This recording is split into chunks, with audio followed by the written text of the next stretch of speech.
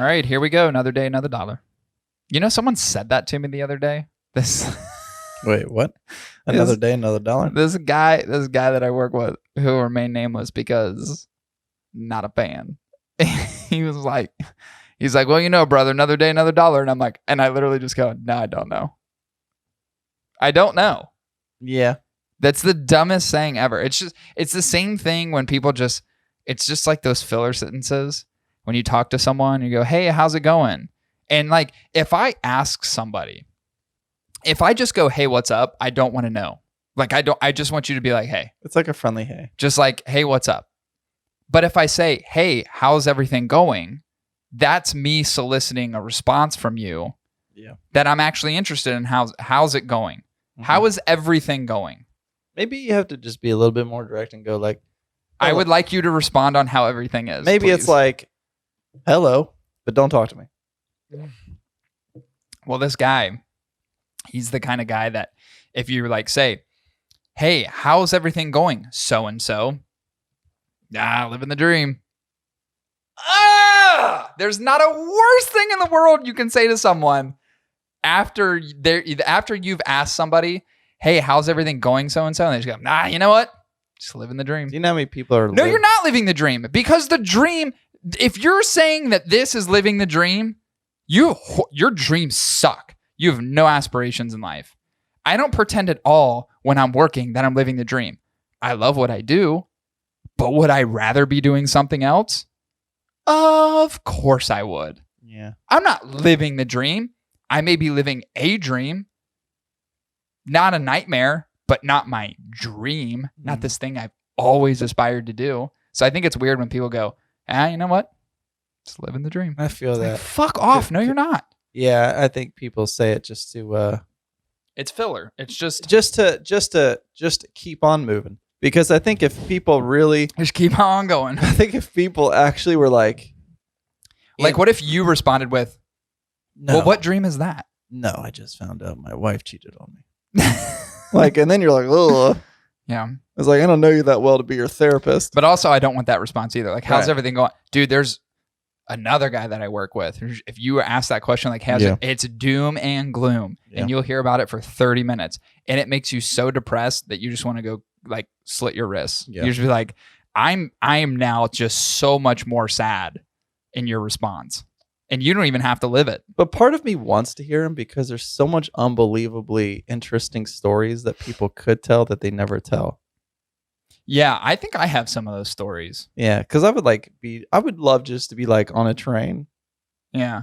And I'm sitting next to this cute little Asian woman. And have a long conversation. And I'm having a long conversation with me. And she's telling me about that time when she was sitting on the toilet and a pit viper bit her in her ass. Like, I just... You know, like, there are interesting stories. There has to be, but people just like don't divulge them. You know what? One of the things I keep forgetting to fucking switch it. And this has happened to me like 4 times. There's a company I do business with now that uses Google Meets for everything. So when they schedule meetings, they do it via Google Meets. Well, I have like 4 profiles that I toggle in between for Google Meets. The one that I have up, the predominant one, is the Hot Ticket podcast one. Okay. So every time I show up into a Google Meets, it says Hot Ticket Podcast. So I always get the question, what's that? And think about the amount of information that I could divulge in terms of what we do on the podcast. Think about the things I could say. It's like talking to Grandpa about the glory days. It's like, so what's it like, Grandpa? And you're like, well, I'll take you back. And then you start divulging all this information. And the kids are like, what the fuck? Yeah. So usually when someone says, well, what's that? Explain to me what that is. I just go, you don't want to know. And then I move on. You know he should. And then I've had people literally like, I'm going to check it out. I'm like, please don't. Please don't check it out. Please do not. You just say you're a movie critic. I review movies on YouTube. Yeah, but the problem is they look into it. They're going to go, oh my God, we do business with this guy. Yeah. So I try to shroud it as much as possible. But what I've come to figure out is people are pretty lazy and they really don't care. So that's worked in my favor. It's like a very finite amount of people really give a shit about cigars. You know what I mean? Like there's the majority of people, even if they had interest in the fact that I do a podcast, are not really going to look into a cigar podcast and be like, that's not for me. So I've never really worried about someone like diving too deep. You know what I mean? Yeah. Yeah. I mean, because I think it's like, why judge? I mean, yes, sure, we can be judged by the things we do in public, but it's like equally, all of us do stuff in even our private lives that should warrant us not being judgmental of other folks, right? Like, Sure. like, berating someone. And then I feel like we've been on this rant for like 3 episodes, like talking about people and their like insecurities and like issues in the world. Yeah, but, we've done a little bit of that. But at the same time, it's like, I don't want to judge. I mean, you can judge me if you want, but it's like, it is what it is. But it's like, Right. don't judge someone else unless you're willing to judge yourself, because a lot of people are hypocrites. Yeah.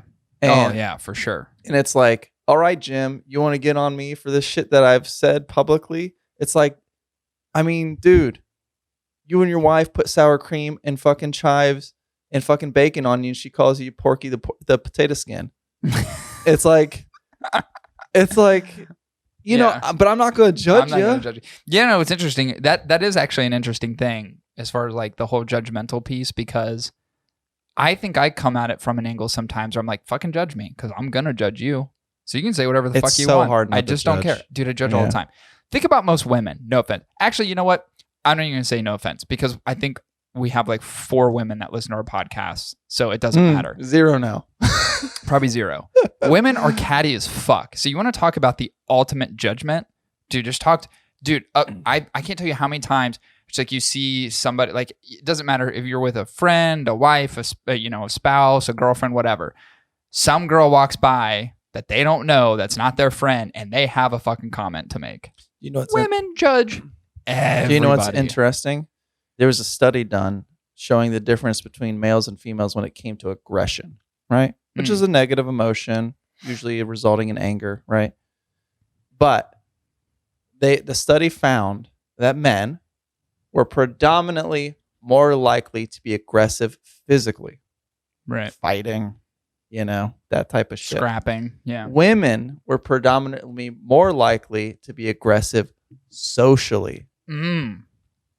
Socially. Attacking groups. They're like a pride of lions. It's like high school type of things where it's like, Becky's a slut. Yeah. Everybody look at Becky. She gave a blowjob behind the bleachers. Like they're quick to discredit. Yeah. And yeah, that's true. And socially blast. Becky jerked off the entire football team. Right. Where guys are more prone to be physically aggressive. Like, I'm going to beat your ass for saying that shit, or I'm going to beat your ass for what you did. Which to me is a lot short-lived than the other. One has more long-term. Yeah. Yeah. Like that. I think the social behaviors has more of a long-term thing, but guys duke it out. It's like once the fight's over, it's over. Pretty much. Like that's it. That's done. Pretty most of the time. The beef doesn't really continue unless you're in a gang. I've seen enough street fights where like there was beef, and when they were done, they were like hugging each other. Yeah.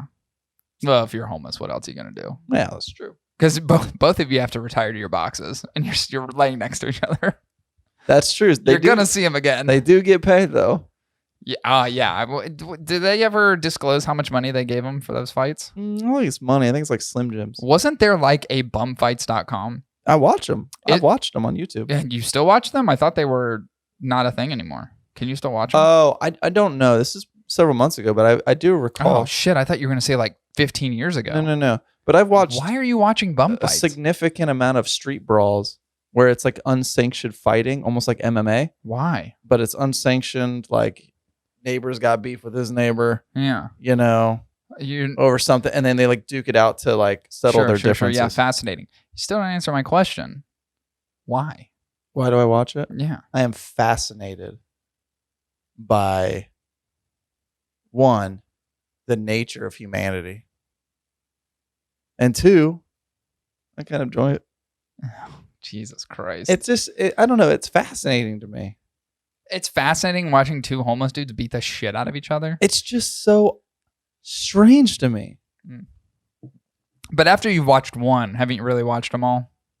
Some, but then like some come back and they're like belt holders and they have so much pride that they're like first in their street fight gang. And I'm like, this is so odd to me.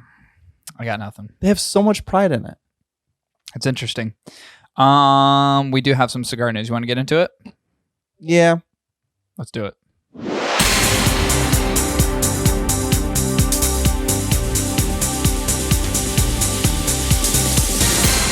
But what I'm getting at, Corey, is the thing is, it's like, it doesn't make any sense why they would do that. Why would they exploit that?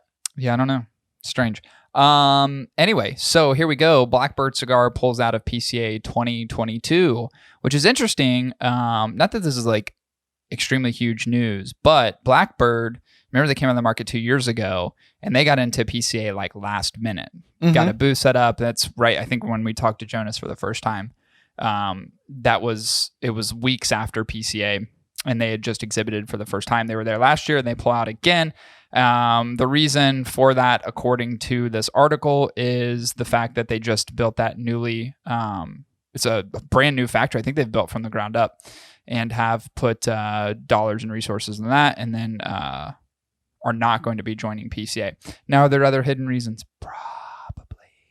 32,000 square foot cigar factory in the Dominican Republic.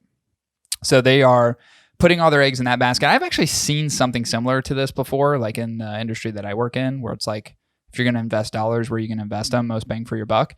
And I think this is going to be more of a common trend around PCA, right, wrong, or indifferent. I think you're going to have people who invest in themselves as opposed to invest in a trade show organization that they may not feel has their best interest. Drew Estate has done that. And I think it's worked out for them. But other organizations may not have done that. But irregardless, it doesn't matter, because if they don't have the dollars to commit to PCA, they don't have the dollars to commit to the trade show space, and they're committing their dollars to a new factory, which I commend them on. Good luck. I think it's cool that they're, I don't think Blackbird has the best stuff in the industry, but they've certainly grown leaps and bounds in the past 2 years. And I think that's great. And hopefully this will allow them to commit more to bringing out more cigars, different types of products, utilizing different types of tobaccos. I think it's cool. Well, I think the big thing is like, I think 2020 was that like realization where they came to the conclusion, thinking that COVID was going to kill the industry, like the shutdowns of events, the shutdowns of in-person retail mingling and selling. They thought that was going to kill them. Yeah, and when they realized that they could do it without it. Dude, I mean, seriously, but that's what happens. And you're going to have the old school people are always going to belong and be a part of PCA, because either they have a long-term association with it, they believe in what the PCA stands for and what it does for the community. You're always going to have people that are kind of bouncing in and out of that. And, Blackbird didn't make a statement saying that, fuck the PCA, they don't do anything for me. They're just simply allocating dollars elsewhere. It's smart business. And I think we talked about this on an episode last year, where we were talking about like if you're a cigar manufacturer, where are you investing your dollars? And it's all about return, most bang for your buck. And I know people have certain beliefs as far as that, and I think the statement we made is like, listen, you have to understand that a business is a business and it has to operate with certain business aspects in mind. The continuation of your business and where you allocate those dollars for the biggest ROI could make or break your business long term. So if you're a Blackbird Cigar and you're investing in this new factory, you're investing in all these resources and you're putting your dollars into your own organization, I don't see anything wrong with that. And if you have to sacrifice not being at a trade show in order to do that, I don't think that's a bad thing. No. It's just you're making the decision to allocate at this place as opposed to this place. And some people have a difference in opinion as far as what you should be supporting in the cigar community, inclusive of PCA.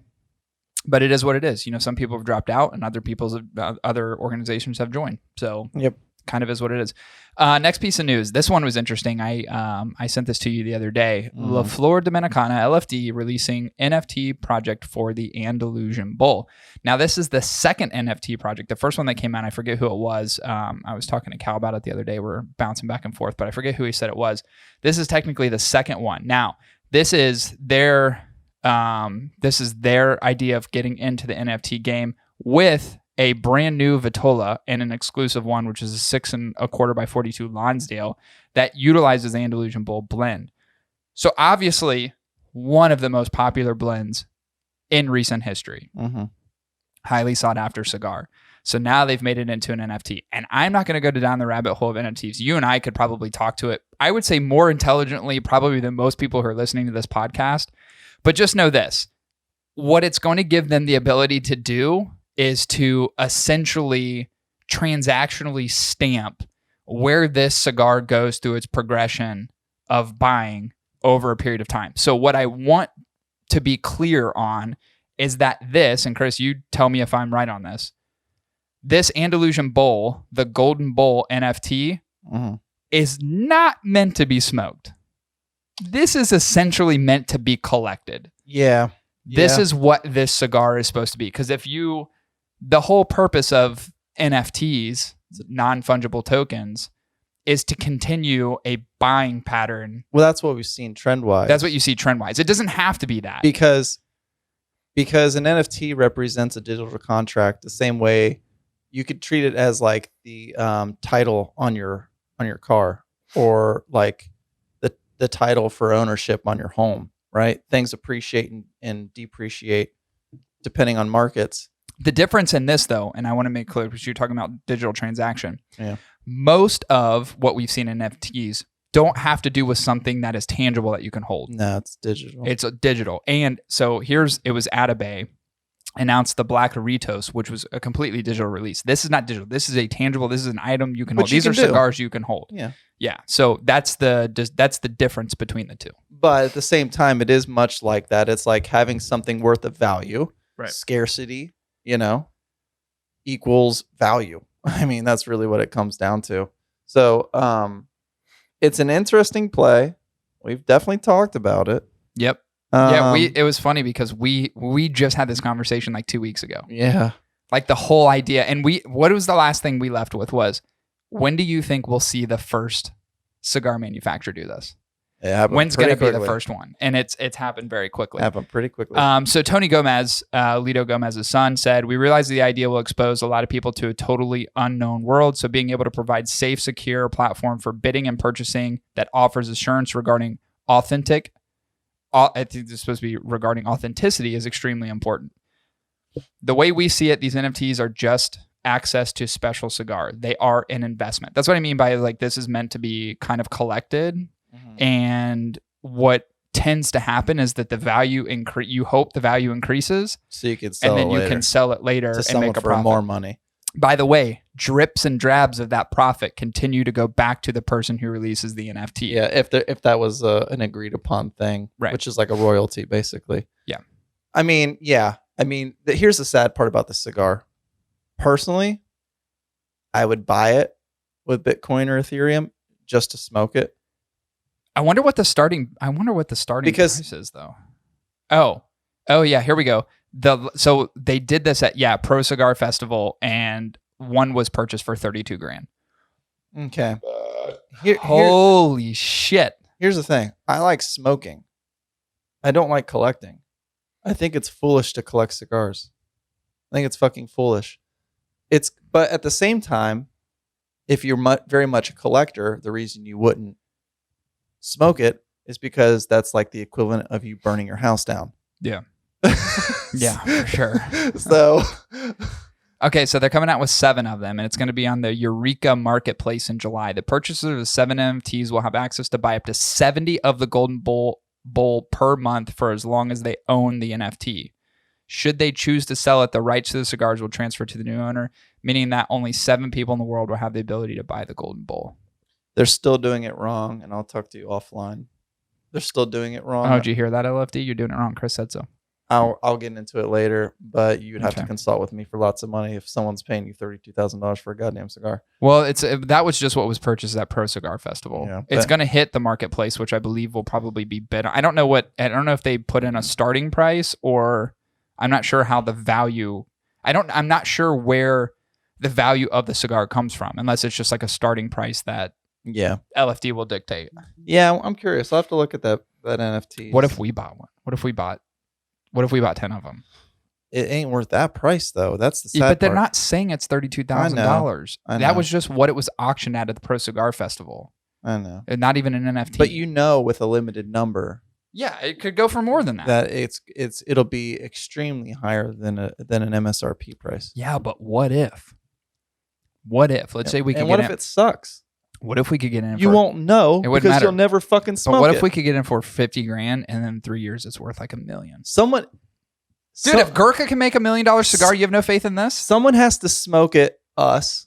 LFD. Look at us. Dude, what if someone bought it and they just had a bunch of money and they're just smoking I think it's as simple as this. LFD, you're going to have to vouch for the value of the product because there's no way in hell anybody's going to fucking smoke it. So who's going to review it to say it's even worth the fucking lick that it is for $10,000, $30,000? Someone's got to review it. You got to give a couple away. We should be those people. We should be those people. Tony Gomez, you heard it. Please just send us 2 samples. Chris will smoke one. I'll smoke one. We literally have to smoke it. We could amplify the value of this based upon the result. Correct. And also, how do we know it's the original blend? If you don't smoke it, you don't know. Well, now, do you think someone we'll get an NFT of it? But do you think someone would buy 10 cost. and smoke one, and then just hold on to the other 9? I think so, but when you think about it, then they have to subtract the value of that one cigar. Yeah, so they essentially lose money. Yeah, they're literally. You're smoking your money. Yeah. You're literally burning through your money. And then it's like, in a very literal sense. What about the rest of us 99%ers? It's like, is this just for the elite? Yeah. Is this for the 1% economy? Well, that's not what the idea of NFT stands for, which I'll get into offline with Cory. That's not the purpose of NFTs. We don't need to talk about it, though. That's not the purpose of NFTs, to represent a 1%, right? We'll go into it later. But anyways, you keep saying let's get into it later. I don't want to. Oh, I want to leave the conversation right here. Oh, you want me to say it? No, I don't want to talk about NFTs after this, but you don't have to say anything now. Oh, so you just want me to shut up? Yes. I was trying to say it politely. No, what I'm saying is I don't want to talk about it later, and I also don't really care about talking about it now. I think it's a clever idea. I don't think it's the right approach, but I haven't looked at the NFT contract details. But then also, if you're LFD and you're Atabay, yeah, someone has to start it. Someone has to start it. Why not one of the most prestigious cigar organizations in existence? Yeah, I'm surprised Blackbird didn't do it. When they did that, and they did the little augmented reality bird. Yeah, I'm surprised this wasn't like a second next. There's a better way to do it, and this ain't it. Well, you should consult with them. I would. All right, you heard it right here. Tony Gomez, I'm gonna hit you up, and Chris is gonna have some words with you as far as your approach on. I think it's admirable though. I think this is absolutely how people test the waters based on value of a product. But long term, what if we did that with this is not effective. Knockout, Rival, and Comeback. Ooh. See, I don't want to do cigars. There's a reason for it. There's a better way to do it than just putting it solely on the product. There's a better way of doing it. You know what's so funny about this conversation? Like, there's a better way of doing it, but I don't want to extract it from you. Just want to put it down. I want you to feel the passion and enthusiasm. Yeah. And I want you to create the energy, and I want it to be on the tip of your tongue, and then I want to flick your tongue and go, no. Yeah. This is like a firework that you light, but it never explodes. Yeah. Just done. Super anticlimactic. Too much moisture. I doubt our audience right now is like, Chris, explain. They're probably not. Dude, half the people are like, what's a fucking NFT? I know. Is this like a sports league? I don't know. We do have a fairly educated audience. I think the people that would struggle with this the most are the people who are older. Yeah, they're gonna be like, what? I think younger crowds will get it. Yeah. They're like, wait, what do I do? And how does it work? And how is it transferable? And blah, blah, blah. Like, even I don't know the intimate details. I just have like a broad-based knowledge of what NFTs are. Yeah. But it's like, here's the thing. You're safe if you just go, yeah, it's like all to do with like the blockchain and, digital and, it's all that stuff. Then you're safe. Then if you just say those few things, you're already smarter than 99.9% of the people in the country around. Don't have to worry about inflation. Right. And everybody's on equal playing field for the value of their currency. Right. And you can invest. I'll just put it that way. Yeah. It is interesting. I'm so curious when these actually go to auction in July, like what they're going to go for. And obviously LFD is going to make big news of it. But it would be really interesting to see if it's like if it flubs or it flies. It'll succeed. Yeah, I think it will too. It'll succeed. I think it'll succeed in the initial purchasing. I'm curious to see what it'll do long term. And the cool thing is LFD can always divulge that because they're always going to see the exchange. Yes. They'll always see when it's sold. Mm-hmm. So every single time if value goes up and it gets sold for a higher amount, LFT could always go back and say, hey, this, these 10 Andalusian bulls, these golden, what are they called? Golden nuggets, golden dragons? What are they called? Golden something. Golden bulls? Golden bulls. These golden bulls, they'll be able to say this is the value in the marketplace right now for these subset of cigars, which is actually kind of cool. They'll never lose track of it. They'll always see it. They'll always have a ledger. Yep. So interesting. Isn't that weird? Dude, but let's be real. NFT definitely sounds like a sports league, though. Yeah, it does. National fucktards. Sorry, that just came. National League of Face Tickles. National. I don't know. Fungi toss. Fungi? Fungi. Who says it? Fungi. Fungi. Yeah. Who says fungi? That's some people. They do look good though. They do look good. They look like the same wrapper. I kind of like it in a Lonsdale. That looks actually more smokable, if we're being honest. Yeah. Because the other one's very overwhelming. It's like as heavy as a baseball bat. It's basically a deflated football. I really like the Lonsdale look. I actually like the band on it too. It looks awesome. I mean, dude, knowingly or unknowingly, the Andalusian Bull fits perfectly with this kind of thing. Because it is such a highly sought after cigar and it has been fairly limited since its initial release. Yeah. Like you just can't get them everywhere all the time. They're just not sitting on shelves. Stage H20, what is it? H99. Oh, wait till Drew Estate gets into the NFT game. Oh, they're next. They're next. They'll have a whole fucking NFT line and they'll sell it with their fucking weird artwork. They're like perfect for millennials into the acids. Yeah, what if they did an NFT acid? And they call their packages acid trips. Damn. You just gave him a grand $1 billion idea. Like Drew Estate needs any more money. I don't know. I think it's interesting and I'm curious to see what's going to happen. I actually can't wait for July. I'm excited to be a fly on the wall that just kind of sees what's going to happen. And I'm really excited to talk about it after its first initial auction. I want to hear from people whether they would smoke it or not.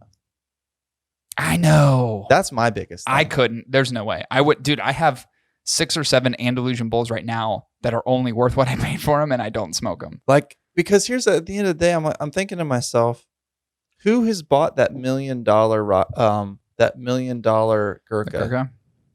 Maybe somebody has, but they're a real fucking asshole. Right. And you're reaching. I feel like because of the nature of this industry with NFTs and the volatility and this idea of cryptocurrency, I feel like there's going to be too much of a hike and emphasis on it that when it crashes, people are going to be left with they're going to go into it with a $10,000 cigar and they're going to walk away with like a $50 cigar. Yeah, but at that point, just smoke them. Well, that's my point. But it's like, what type of investment is that? Here's the thing, though. But if you have that kind of money, who gives a shit?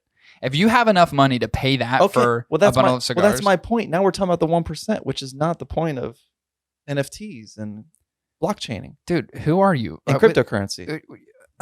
I know. The 1%? I know. We'll stop. My God. We'll stop. What are you, fucking Bernie Sanders? This fucking 1% No, talk? I'm not a socialist. No. Well, he's a democratic socialist, Chris. Get it right. Definitely more socialist, though, if we're being honest. Still alive? And also drives, he has 4 Maseratis and 3 houses. So come on. He's a capitalist. Living it. He's a capitalist. We all know it. All right. We're going to take a quick break. We have an interesting topic coming up.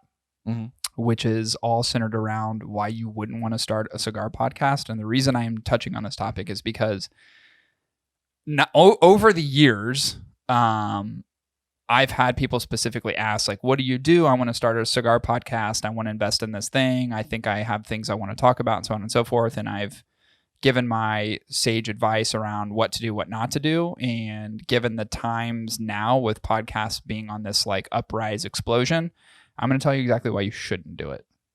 And I know that's going to sound really bad right now, but we'll get into it. I saw the notes. All right. We'll take a quick break. We'll be back at you guys in just a minute. Hang tight.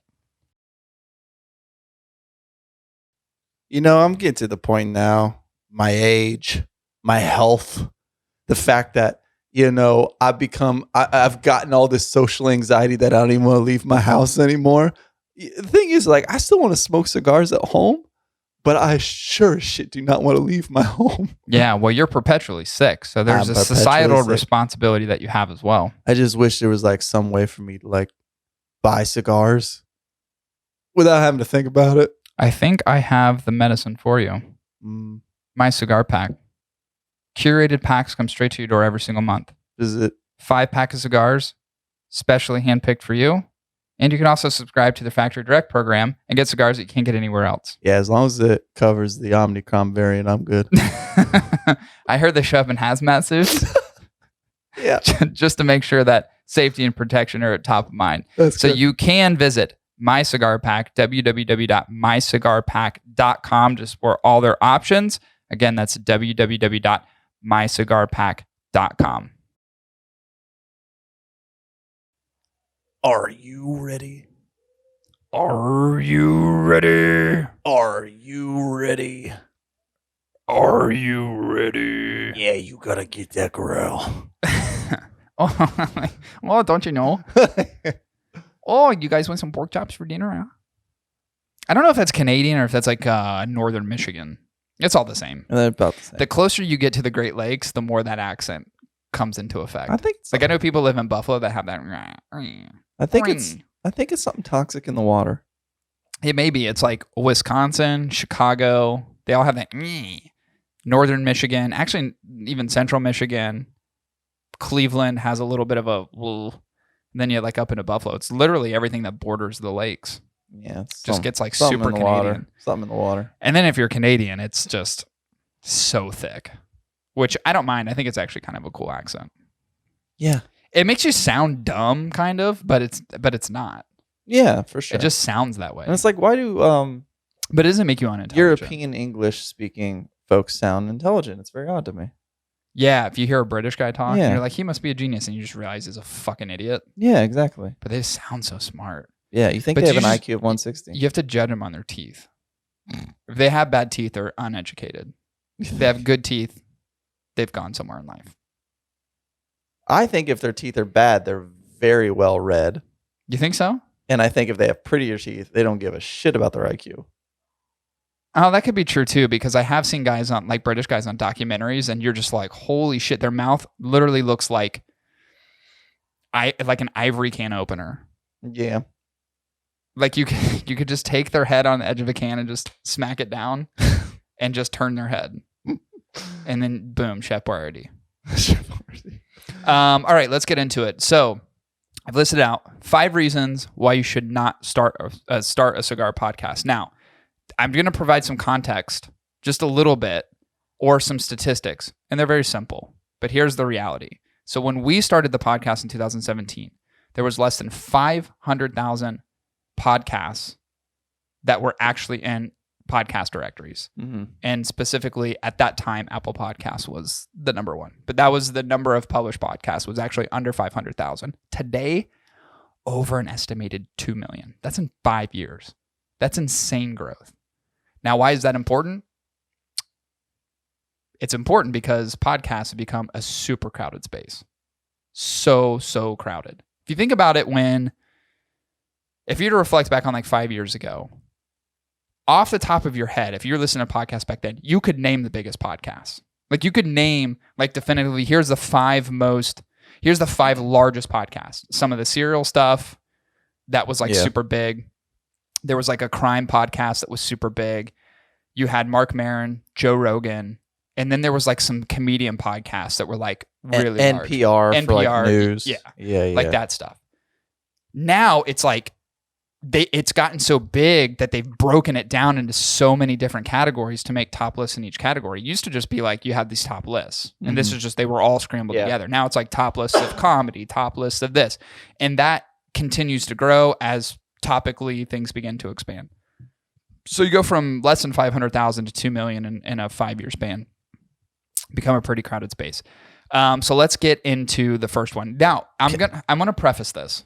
I want to make another point. This is gonna sound bad when I say it, but I do have a counter to the aggressively bad nature of what I'm gonna say. Okay. Yeah. And I know you said you wanted to be that person. We can both be that people because I already thought about this. Yeah. Now this is not meant to be discouraging. Okay. It's gonna sound really discouraging. Mhm. But it's not meant to be discouraging. And I'll provide context as to why. What were you going to say?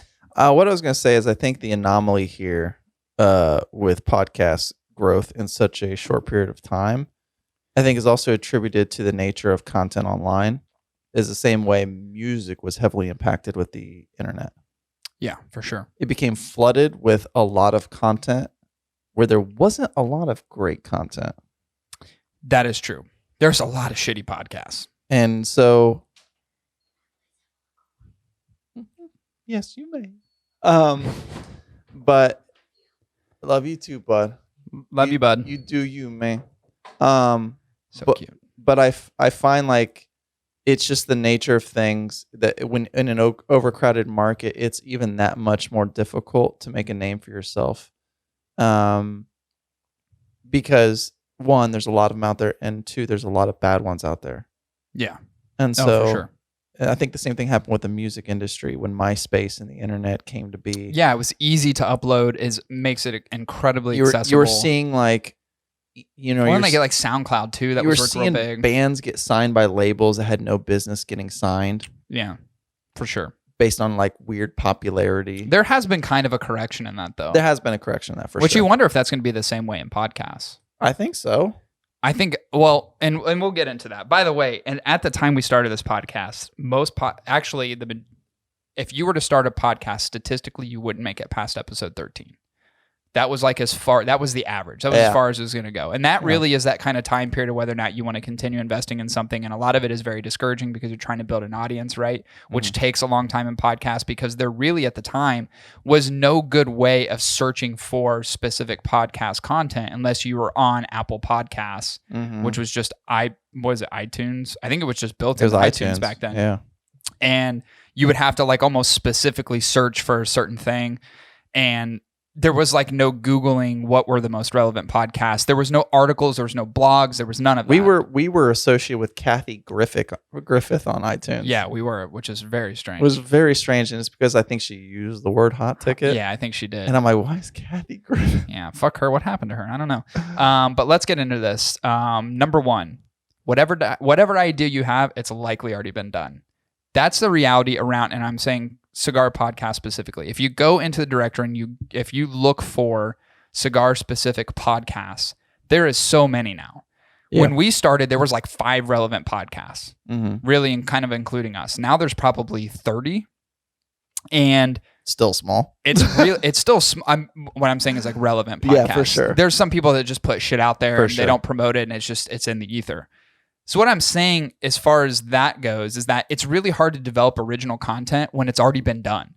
You know, one of the things that we do is we interlace these topical ideas. We do segments like this, which are cancel this. We do the overrated, underrated segments, which we're being copied on that now. I won't tell you who. But I already saw it. Okay. Which is a little frustrating. That's fine. We do cigar reviews, so we interlace cigar reviews into what we do. Like most times, like newer brands are like hot product on the market because we like talking about cigars that we've smoked, and that's been done. You have some cigar podcasts that specifically stay on track with like news related stuff or topical stuff. There's ones that are more luxury based. There's ones that are a little bit more aggressive and attacking certain things in the market. So there is a myriad of those things, but there is a lot of content that's been developed around cigars. And here's the reality. There's only so much you can talk about with cigars. Yeah. I think the only one that I haven't seen is the history of cigars. But guess what? History of cigars means you run out of content. So you can't just talk about history of cigars unless you want something that's just like chapter based, right? You can only talk about so much. And then, by the way, there's books that exist for that. You don't need to start a podcast. Because you would end up covering decades on one episode. Yeah, a fairly large time period, right? Yeah. There's cigar books that only read for 4 hours. Well, if you talk about that on a podcast, I mean, you could get into the nitty gritty and get in the granular. We've talked about having a segment on the podcast that goes over like history, like very interesting stuff. And there is a lot of stuff that you can cover. And we'll probably do those segments, but they're more because they're like, some stuff is like just insanely interesting and really weird and kind of obscure. Yeah. But even that would be kind of a challenge, right? So there's a bunch of content that's already out there. If you thought of it, it's probably already been done. And I think the last thing in the cigar world is people don't really want to see that kind of repetition. Like if cigar podcast exists, it's covering certain topical things. Like if you're just kind of layering on what everybody else is doing, it just kind of gets lost. Do you want to put a positive spin? Sure. Quickly. Whatever idea you have, it's likely been done. You're not original. All right? But at the same time, what makes you original is you and your personality and the entertainment value that brings. Yeah, I was going to end with that, but thank you. Oh. Well, I stole that thunder. We'll get into that at the end. Number 2, you won't put in the time. That's just the fucking reality. I always tell people, they ask questions about like starting podcasts. I'm like, understand at least the way that ours is growing. Not that everyone has to take the same path, but the amount of time that you have to invest in making this thing a reality and doing the production, doing the YouTube production, doing all the video production, doing the audio production, recording, coming up with the topics, promoting all that. It is an insane time commitment. I don't think you emphasized it enough. The promoting aspect of it is increasingly more challenging. So tough. And by the way, you're trying to get people to commit through social media and other means, through originality of content, to click that link, to get connected to your podcast, to listen to it for 10 seconds and then get hooked. You know how incredibly difficult that is. It is so insanely difficult. Yeah. It's so hard because you're you're literally bidding for people's time. Whatever happened to those like job boards at like your local grocery store, like Dots Market? And there's like perforated lines where you can cut it out and it's like looking for drummer. Take this piece of paper, contact us. Right. Like, whatever happened to those days? Because I feel like those are probably... Maybe we can do that, just listen to my podcast. That's probably more effective than promoting on Instagram right now. Dude, maybe we should just get like QR code stickers and then throw them in humidors. Like just go to the cigar lounge and just like post them up. That ain't bad. And should be like Hot Ticket Cigar Podcast with a QR code. That's true. It's not bad. A lounge play would be smart. That would be sweet. We'll do a tour. We should do that. We'll do a tour. Yeah, but the reality is you're not going to put in the time. It is such a time commitment. If you really want to grow an audience base and you really want to connect with an audience and you really want to be meaningful in the space, you have to put in so much time. And I know there's people who started podcasts that ended them pretty quickly because they're like, it's too much work. It's too much time. You think about the equipment that you have to understand, you have to utilize. Like I have all this equipment. Think about how much equipment I've bought over the period of 5 years. It's an insane amount. Like even to the fucking lighting rigs, even to the mixing board, even to the cameras, even to the digital media cards, to the fucking, even this goddamn simple headphone input output. Like all this stuff you have to be able to utilize, not to mention the software. It's so time intensive. And guess what? You're not going to put in the time. It's just a reality. Number 3, you won't invest in doing it right. And that kind of ties into number 2. So doing it the right way is thinking about like choosing the right directory, choosing the right platform to be a part of, making sure that your audio is of high quality. Like you have to invest money and you have to invest in like actually doing the production. And there's a way to do it right. And we're not perfect. Like I think we're pretty good for what we have and what's available. And there's some production studios that are actually built specifically for podcasts. That's a real thing. Yeah. Stitcher has their own podcast network and they actually built a studio for their podcasters to produce in, which is fantastic. But to do it the right way is such a commitment, not only on the time, but also on the money. Like you have to invest in the right stuff. Doing it the right way means making sure that the production quality of what you do is up to snuff. Like it must be up to snuff. Yeah. I mean, there's economical ways of doing it for sure. You know, and a lot of platforms give you the ability to do that. They're like plug in a microphone into your iPhone. Yeah. But I'm telling you right now, people don't want to listen to poor quality. They will not. Well, it's the same as music. It don't matter how good your fucking song is. If it sounds like shit, people think it's shit. And that's just the nature. I mean, we're talking about auditory, right? Right. There has to be some. Well, there's video elements too now, but you can't even really call podcasts. You just call them videos. But it is the podcast. Vlogs? Just in video form. But, you know, when it comes to podcasting, why some are so effective, especially when voices are very important too. But there has to be almost an AMSR quality to it, you know? That ASMR. It feels good for it to go in your ear canal, into your brain, for you to go, ooh, I like listening. Yeah. Like there has to be that element to it, you know? There has to be. Even down to like someone's voice. Right. You know, some voices are just terrible to listen to. That's true. And I heaven forbid you were born with that voice. But That just irks if people. you think you're going to be a singer and people are going to buy tickets to watch you on stage, it's probably not going to happen. Yeah, that's true. It's very true. You know? Speaking of, you just aren't that interesting to listen to. Oh, yeah. I'm sorry. This is the harshest one, but it's a fucking fact. There's some people that aren't just not built to speak, through podcasts, on video, through any source of audio. Either that's the way that you talk or you just aren't interesting enough to listen to. One of the things, at least I take a little bit of pride in between you and I, is that a lot of people give us feedback and like the chemistry between you and your brother is awesome. And we always accredit to that fact. We've known each other our entire lives. Part of it too is that we know how to speak and volley off of one another, keep the conversation going, keep the dialogue going, try to really get ingrained into the discussion. Where there's other people, and you listen to podcasts, and this is not just in the cigar community, although there are some, but just across the board. They're impossible to listen to. They don't have that chemistry. They don't have that.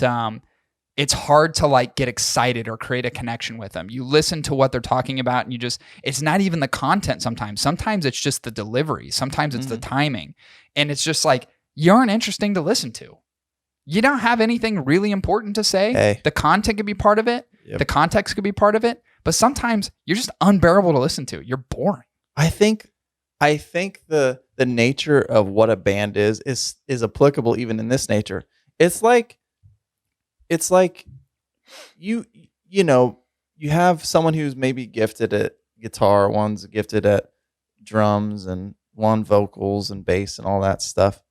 But if one of you is like into jazz and that's all you want to play, and you're into heavy metal, like that don't work in a band dynamic. Right. So you almost have to, like, if you are not going to solo a podcast, you got to find someone who works really well with the direction and vision that you have for the show. Because if not, it'll continually be a huge point of contention. Everybody will pick up on it because we're not dumb as a species of animal. Like, we can tell when people are in a heightened state of uncomfortableness, and awkwardness. We pick up on it.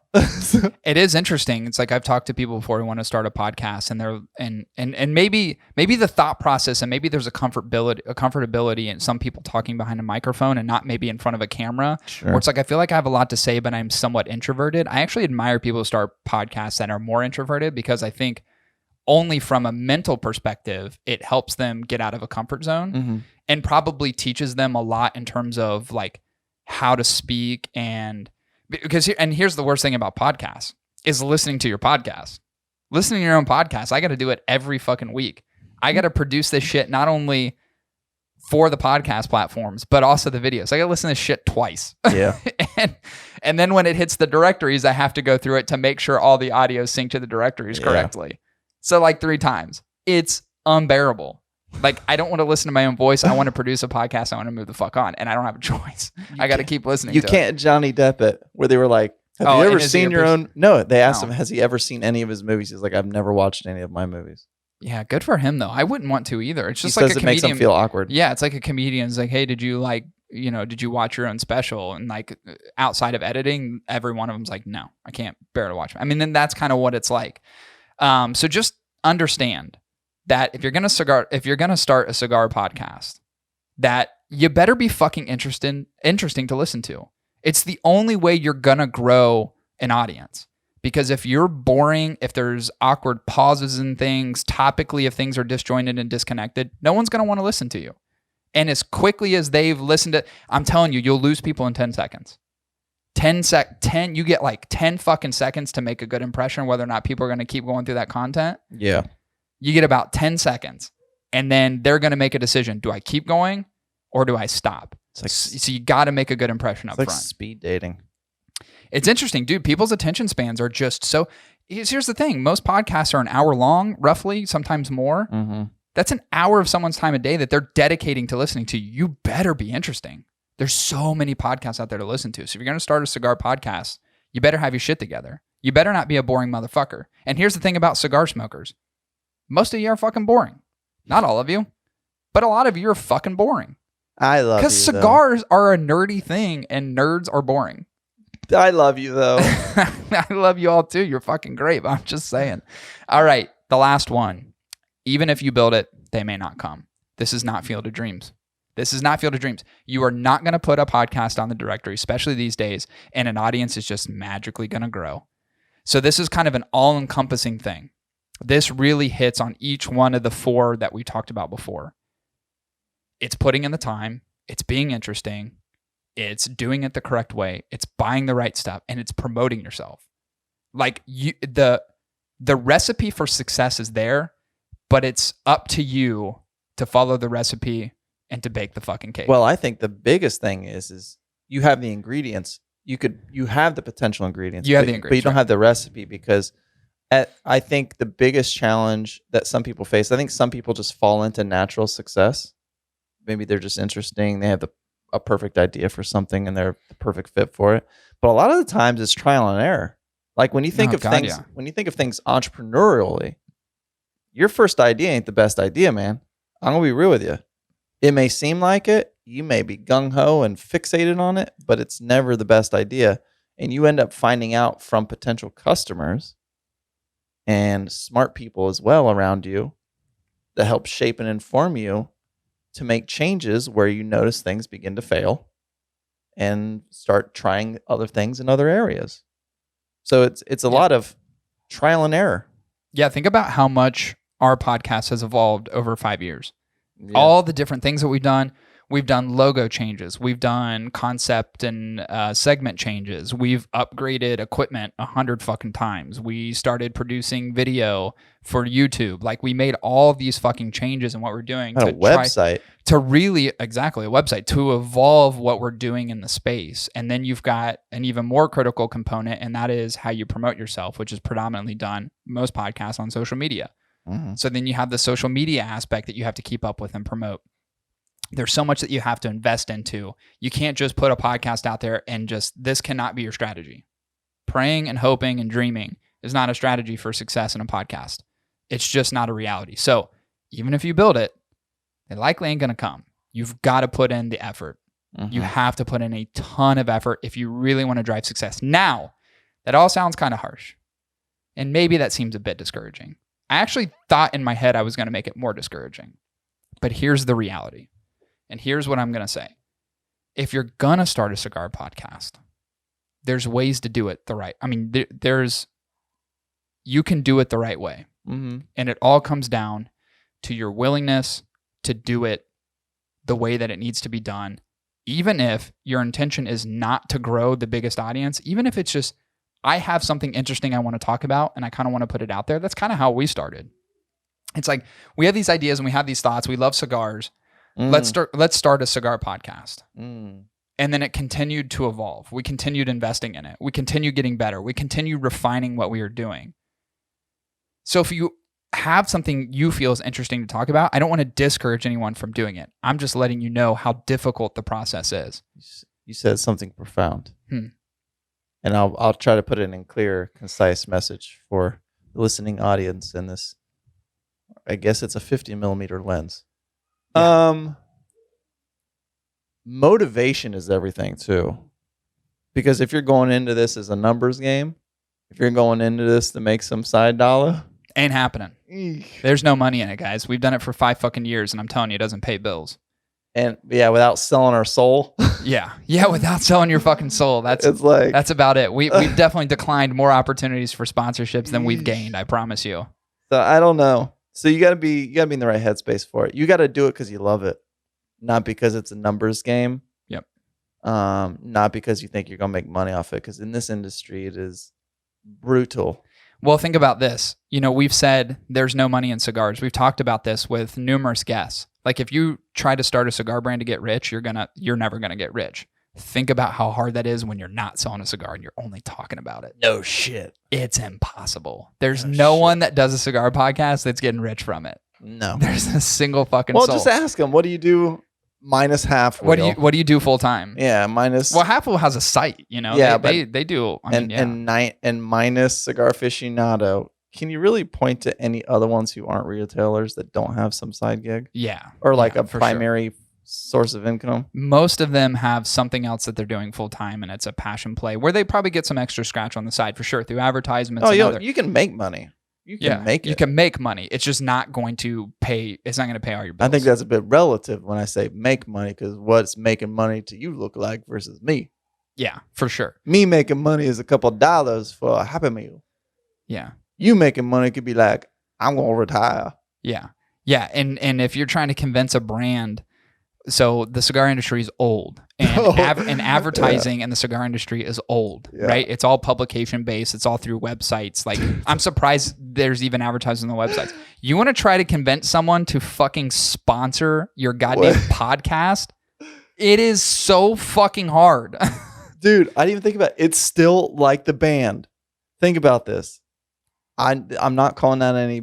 I'm not gonna call out any brands, but I think it's funny to bring it up. I think you should, and I think it's worth mentioning. Dude, being in a media-based organization in the cigar industry is like being in a band. You come out here and you perform all the time, right? And you're hoping that someone pays you for ticket sales at the door or whatever. But at the end of that day, when you're like, okay, I want to get paid for doing what I promised I would do, that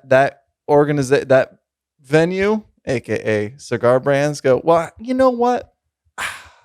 We could pay you, but how about we give you some cigars instead? Oh God, that's the worst. I didn't even think about that. Let's give you some cigars instead. And you're like, but I don't want cigars. I want money. I have to buy stuff. I can't just sell the cigars. I got plenty of cigars. Yeah. Oh, I can't tell you how many times I'm like, thank you, but no thank you. That's a majority of what happens, is that someone just wants to give you free cigars. And I'm like, I don't need more cigar. I already, like, I've told brands, I get free cigars already. I rarely pay for cigars unless it's something I really want that I can't get elsewhere. Yeah. Rarely do I pay for a cigar. Rarely. Most of them are given to us because people want you to review their cigars. People are, if we have certain guests on and appreciation for this, they'll do giveaway products and things like that. I don't need more free cigars. Like, this is a monetary play. And for them, they look at it and say, okay, well, my cigar is worth something. So that something is something I want to pay you for. However, their cost to produce is much lower, but the value they put on the cigar at an MSRP is much higher. So their whole thought process is, I'll pay you what you want in cigars because it costs them less, and they think that they're giving you some sort of value out of it. But for most people, there isn't any value. If you want me to review your cigars, you're going to send me your cigars. Like, if you want this thing to be broadcast on our podcast, you're going to provide it. And don't get me wrong, rarely, as a matter of fact, a lot of cigars we review, we pay for. Yeah. It's in most circumstances we're paying for them. And in a lot of circumstances we're not, but in most we are. And very grateful when they're gifted. Of course. Very of course grateful. We are. Of course. And you know this as well as I do. I even like taking it further. Is like, if we get an abundance of cigars, I do giveaways. I fucking love doing giveaways. I'm not going to fucking hoard this shit and smoke it myself. I'd much rather people get exposed to these great brands that we get to interface with and just put it out there. It's like they're like, well, we want to give you a bunch of cigars as payment. And you're like, fuck, but my humor is full. That's literally what I came up against. And I'm like, I don't want any more. I can't smoke that. Like, I don't want 20. I don't want 20 of your cigars. I'm not going to smoke all of them. I have a ton of other shit I have to smoke. I got reviews that I got to do. I like variety. I don't want 20 of your cigars. Anyway, so to go back to it, that is an inherent challenge of the podcast medium, specifically as it surrounds cigars, is that most organizations that are cigar related aren't willing to pay you for what you advertise and sponsor. Some are. We've got some good sponsors. Some are not. Yeah. It's just, it happens. Anyway, again, some of this sounds discouraging. If you have a great idea, if you have a great concept, if you are great to listen to, and most people think that they're great to listen to until someone else hears them and goes, you're not great to listen to. You're boring as shit. Do it. Just do it the right way. Do it the right. Don't grab your iPhone and plug in a microphone and start recording. Really do it the right way. Think about the content that you want to provide. Think about what you want to talk about. Be unique in your approach. Do right things right, and you can start a successful cigar podcast. Now, you're going to be behind the eight ball a little bit. We're going to take you. There's some cigar podcasts that have been around for a while. They've been kind of deep-seated in the industry, and we can name them. You name the most popular ones. you're going up against the mind share of the people who are listening to those podcasts. Mm-hmm. So you got to work extra hard because it's already been done. But if you feel like you have what it takes to do it, by all means do it. And if you have any questions, there's not a better person to talk to. You could literally hit me up anywhere, bounce ideas up. Hey, what equipment do you use? I can't tell you how many times I've told people, here's what we use. Here's how we do it. And here's how we produce and blah, blah, blah. So anyway, I'm going to end it with that. Time's running out. Appreciate everybody listening to this. I really wanted to get this one out there. I'm sure some people are going to be like, what the fuck? Maybe ruin some dreams. That's okay. Just hitting you with the dose of reality. But anyway, that will conclude episode 240. We'll be back at you in 2 weeks because I'm out next week with episode 241. See you, everyone. And start a podcast.